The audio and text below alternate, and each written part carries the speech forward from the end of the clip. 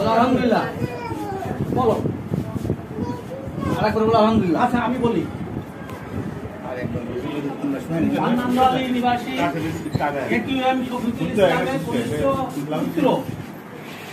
ইমতিয়াজ শফিক এর সহিত 10 লক্ষ টাকা দেনমোহরে 8 লক্ষ টাকা উসুল তোমাকে বিবাহ করার জন্য আসিয়াছে। এই বিবাহে তুমি রাজি থাকলে বলো তো আলহামদুলিল্লাহ কবুল।